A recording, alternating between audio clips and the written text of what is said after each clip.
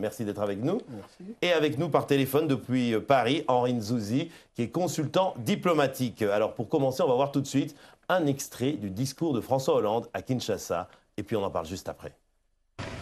J'ai voulu me rendre personnellement ici à Kinshasa, au sommet de la francophonie.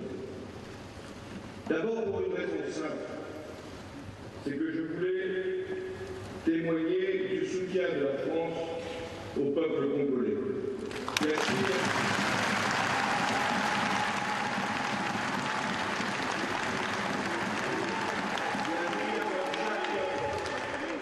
La francophonie, elle porte des valeurs, des principes, des exigences. Parler le français, c'est une façon de penser, de concevoir le monde. C'est un message de liberté. C'est en français que les révolutionnaires de 1789 ont proclamé et donc écrit la Déclaration des droits de l'homme et du citoyen. C'est en français, en 1948, au lendemain de la Seconde Guerre mondiale, qu'a été rédigée la Déclaration universelle des droits de l'homme. C'est en français que s'exprimaient les combattants africains pour l'indépendance, ceux qui refusaient la souffrance des peuples asservis. L'Afrique, c'est le continent où notre langue est la plus parlée. Et oui, on a entendu donc un extrait du discours de François Hollande. Moi, j'étais présent à Kinshasa, justement, le jour où il a tenu ce discours. Et ce qu'on pouvait sentir, c'était une tension dans la salle. Parce qu'entre François Hollande et Joseph Kabila, qui étaient assis, on peut dire, à 50 cm l'un de l'autre, ils ne se sont jamais adressé la parole, ils ne se sont jamais regardés. François Hollande n'a pas applaudi le discours du président Kabila, lui a fait de même, il n'a pas applaudi. Donc c'était une tension parce qu'avant, ils s'étaient un peu rencontrés et ils avaient eu une conversation franche et vraiment musclée. Alors pour en parler, je vais tout de suite à Paris rejoindre Henri Nzouzi, consultant diplomatique. Alors on a dit que François Hollande a fait un discours d'équilibriste, plutôt salué par la presse française, mais en tant que consultant et au fait justement de ces affaires internationales. En revanche, du côté du Congo, on a dit que c'était un petit peu une humiliation au président Kabila parce qu'il ne l'a pas cité alors que c'était l'hôte de ce sommet. Vous en pensez quoi, vous, Henri? Alors, je pense qu'avec le recul, ce sommet de la francophonie revêtait trois défis majeurs. Le premier, c'est probablement le défi de la crédibilité. Là, je pense tout naturellement à François Hollande qui faisait ses premiers pas sur la scène africaine et qui devait profiter de ce sommet pour marquer un coup.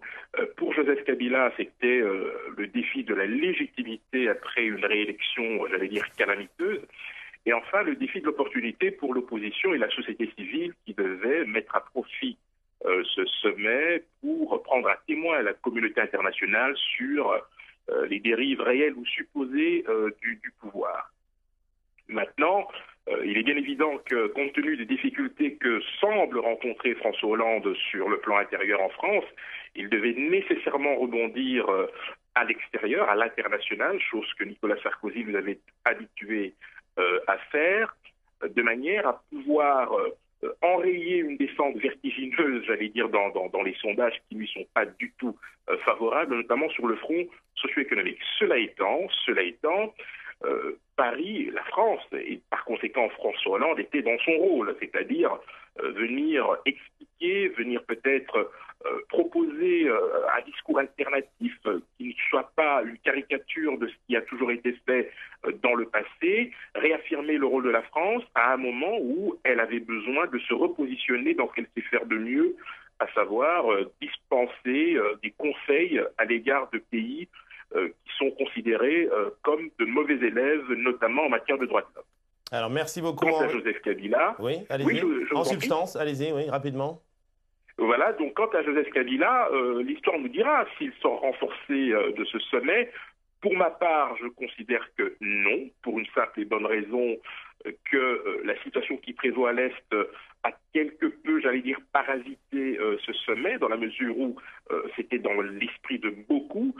Et par ailleurs, le fait que l'opposition a bénéficié, j'allais dire, d'un traitement de faveur, ainsi que la société civile, en rencontrant justement François Hollande, ce qui a eu pour effet, bien évidemment, de relativiser l'impact médiatique du sommet. Très bien, Henri. Alors, on va tout de suite voir les réactions que j'ai recueillies moi-même quand j'étais à Kinshasa, réactions diverses et variées, à la fois celles du pouvoir de Kinshasa et de l'opposition, et puis aussi celles de François Hollande qu'il m'a donné in extremis. On l'écoute.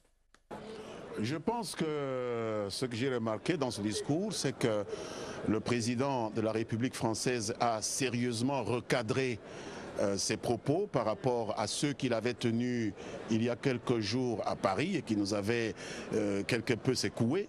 Je pense qu'il a eu le temps, entre-temps, de prendre contact avec les réalités.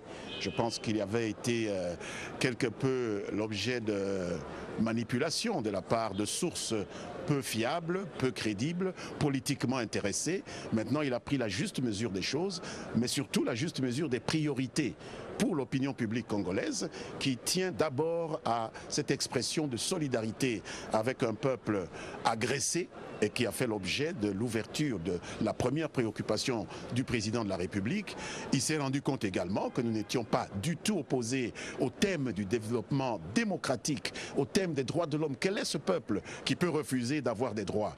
Nous souhaitons simplement que l'on puisse juger ce qui se fait chez nous sur une grille identique à celle qu'on applique à d'autres peuples. Nous ne sommes pas un peuple spécial qui mériterait tel prisme de lecture, alors que pour d'autres, ce qu'on nous reproche ne fait pas l'objet même d'une simple préoccupation. Donc, ce n'est pas vraiment un discours consensuel, mais si vous analysez son discours, il a dit ce qu'il a toujours dit, hein, et je crois que c'est peut-être les mots qui ne sont pas les mêmes. Il insiste, mais je crois qu'il faut aussi noter que François Hollande ne connaît pas très bien l'Afrique, hein, il vient d'arriver au pouvoir et il lui manquait sûrement certaines informations parce que, disons les choses clairement, lorsqu'on est à Kinshasa, est-ce qu'on peut dire que vraiment en RDC il n'y a pas de démocratie avec autant de liberté d'expression, liberté d'association, liberté de mouvement, avec plus de 200 journaux indépendants, ce ne sont pas des journaux du pouvoir, avec plus de 80 chaînes de télévision, de ces 80 il n'y a que 2 qui appartiennent au pouvoir, le reste sont des chaînes indépendantes, avec tout ce que vous vivez quand vous passez dans les rues de Kinshasa, les gens s'expriment clairement. S'il faut même charger le chef de l'État, on le fait et il n'y a pas d'inquiétude. Et vous, en tant que parti d'opposition, est-ce que vous êtes quand même d'accord avec le discours qu'il a tenu ou vous attendiez autre chose de sa part ? Non, on n'est pas du tout d'accord avec ça, mais bon, vous savez, on est en politique, il peut tenir un discours comme ça, mais en aparté, vous ne savez pas qu'est-ce qu'il ou qu'est-ce qu'il va faire. Donc c'est la politique, on ne doit pas tenir toujours des discours officiels. Il y a aussi en politique des agendas cachés qui ne peut pas malheureusement dévoiler dans une conférence internationale qui est la francophonie. Mais quand M. Hollande dit que de toute façon les valeurs de la francophonie c'est la démocratie, le respect des droits de l'homme, et qu'Abdou Diouf dit c'est vrai que c'est ça ses valeurs, mais chaque chose en son temps, chacun à son rythme, et la priorité du Congo pour l'instant c'est de défendre ses frontières et de rétablir la paix. Vous adhérez ou pas ? Mais on ne peut pas défendre ces frontières tant qu'il n'y a pas la démocratie.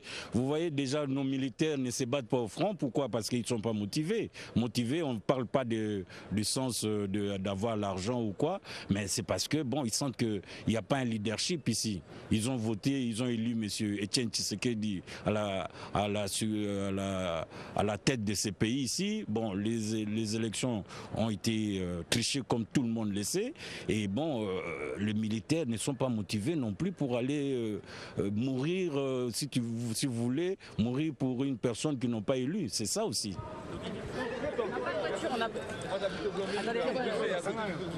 Monsieur le Président, alors cette visite... Félicitations. Merci beaucoup. Cette visite à Kinshasa... Je vois que des amis qui ont des liens avec nous. Monsieur le Président, visite à Kinshasa, satisfait? Écoutez, je vous dirai ça à la fin. Je voulais être à Kinshasa pour porter des messages et pour entendre aussi, au-delà du sommet de la francophonie, ce que les acteurs voulaient me faire parvenir. Le président Kabila, l'opposition, les mouvements de la société civile. Voilà, je suis ici pour parler et pour entendre. Monsieur le Président, certains dans l'opposition disent que vous avez mis un peu d'eau dans votre vin, dans le discours que vous avez donné ici, que vous êtes moins offensif qu'il y a quelques semaines. Non, dire que la francophonie portait les valeurs de la démocratie et que ça devait être même sa priorité, je pense que chacun a bien entendu. Merci. Alors, François Hollande, équilibriste astucieux. Selon vous, Ahmed, est-ce qu'il a réussi son pari? Il a à la fois pas humilié Kabila, mais à la fois il a pu rencontrer l'opposition et faire passer son message. Écoutez, moi ça me fait rire cette histoire de dénoncer comme ça des régimes et la question des droits de l'homme, etc. La France donneuse de leçons. Voilà. Alors, pourquoi ça m'étonne? Je vais vous dire. On parlait des États-Unis tout à l'heure. Je vous donne un simple exemple, vous allez comprendre. L'Arabie Saoudite aujourd'hui est un régime théocratique. Qui est théocratique, autoritaire, et ça tout le monde le sait. Les États-Unis, tout le temps, en donneur de leçons, essayent, via ce qu'on appelle le printemps arabe, dire voilà, laissez ces peuples choisir eux-mêmes leur mode de gouvernance, etc., la démocratie dans le monde arabe. Pourquoi jamais les États-Unis ont appelé à ce qu'il y ait carrément changement de régime en Arabie Saoudite? Pour la simple raison que le régime des Saouds, aujourd'hui, arrange les intérêts des Américains. Ça dure depuis plus de 50 ans et c'est pas prêt de changer du jour au lendemain. Idem pour la France. Je vous dis franchement, rappelez-vous la Tunisie de Ben Ali. Dictature totale, jamais, au grand jamais, la France n'a osé critiquer les droits de l'homme en Tunisie. Chirac lui-même disait en 97, si ma mémoire est bonne, ne vous plaignez pas, les Tunisiens, vous avez un très bon mode de vie, vous gagnez bien votre vie, vous avez, on va dire, des commodités intéressantes, le reste, ce n'est pas votre problème. Ouais. Et le jour où Ben Ali a été renversé, Sarkozy, qui était au pouvoir à Paris, disait « on ne s'attendait pas à ce que les choses soient